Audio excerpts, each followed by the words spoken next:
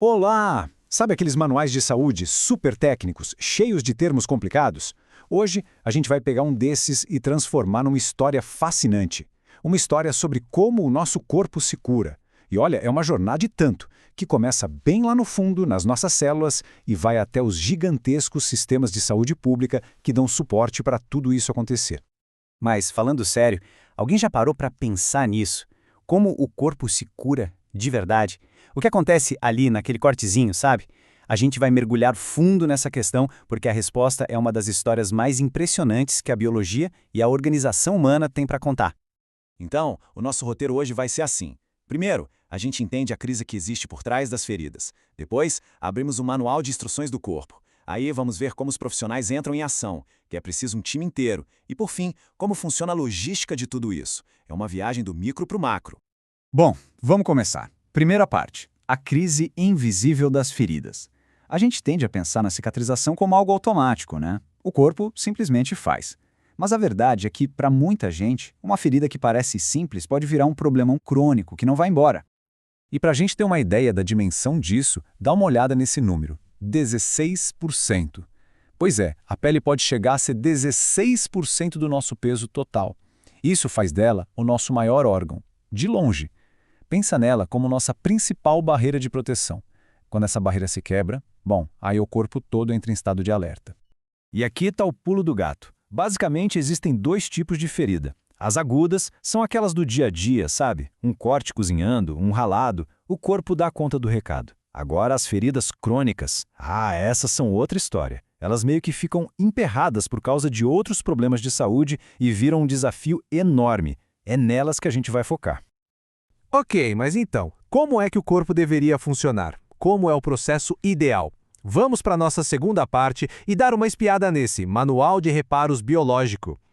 Tudo começa aqui, na epiderme. É a camada mais de fora. Imagina que a nossa pele é um castelo. A epiderme seria a grande muralha. É a primeira linha de defesa, resistente, que protege contra tudo. Logo abaixo da muralha, a gente tem a derme. Se a epiderme é o muro, a derme é tipo a cidade lá dentro. É aqui que está toda a estrutura, a força, a elasticidade e, o mais importante, é onde ficam as estradas, que são os vasos sanguíneos que trazem todo o material para a reconstrução. E por fim, a camada mais profunda, a hipoderme.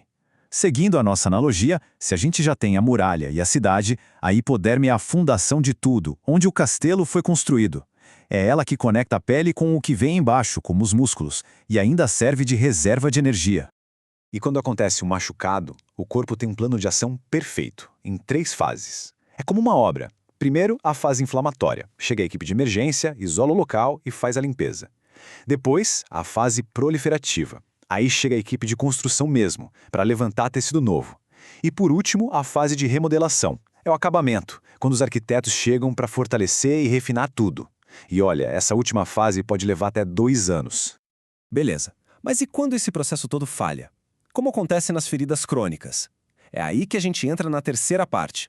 Como os profissionais de saúde leem o problema para escolher a ferramenta certa. Olha, tratar uma ferida não é chute. É quase um trabalho de detetive. Os profissionais precisam investigar tudo. O que causou, onde é, qual o tamanho, como está o tecido, tem secreção, como está a pele em volta.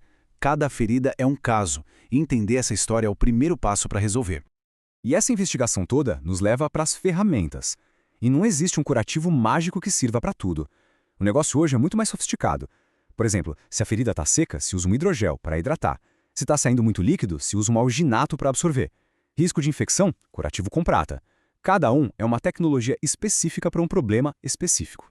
Ok, mas não adianta ter a melhor ferramenta do mundo se ela estiver na mão errada ou sozinha. Isso nos leva à quarta parte. Para curar de verdade, é preciso uma equipe. É isso aí. Cuidar de uma ferida complexa não é trabalho para uma pessoa só. De jeito nenhum. É uma colaboração mesmo entre vários especialistas. Tem gente da enfermagem, da medicina, nutrição, fisioterapia, farmácia, todo mundo junto. Porque, muitas vezes, a ferida é só a ponta do iceberg, sabe? O sintoma de um problema maior. E cada um tem um papel fundamental. O pessoal da enfermagem está ali na linha de frente. O médico vai tratar a causa do problema. O nutricionista garante que o corpo tenha a matéria-prima para se reconstruir. O fisioterapeuta ajuda na mobilidade. e o farmacêutico garante que os remédios todos conversem entre si. É uma verdadeira orquestra. Certo, a gente já entendeu a biologia, a parte clínica e o trabalho em equipe, mas falta uma peça nesse quebra-cabeça. Como que o curativo certo chega lá na ponta, na mão do profissional? Cheguemos na nossa última parte, a logística da cura. E para entender isso na prática, a gente vai olhar para um caso real, lá do estado do Pará. A pergunta parece simples. Como o SUS faz para levar o curativo certo para o paciente certo, na hora certa? Mas a resposta mostra uma engrenagem fascinante. Olha só essa jornada. Tudo começa lá na ponta, com alguém da enfermagem vendo o que o paciente precisa. Esse pedido sobe por uma central regional que junta tudo. Daí especialistas analisam e criam um único documento. Esse documento vira um edital de licitação. Antes de ir para a rua, a parte jurídica confere tudo. Só então as empresas podem competir. A vencedora assina o contrato e, finalmente, o material é entregue. Parece complicado, né?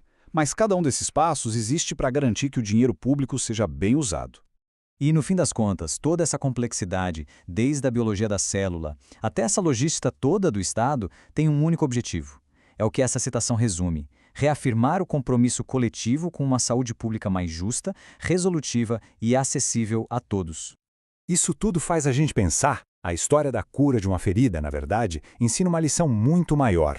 Ela mostra que para resolver os problemas mais difíceis, não adianta ter só a ciência de ponta, nem só um sistema organizado. É preciso ter os dois, afinadinhos, trabalhando juntos.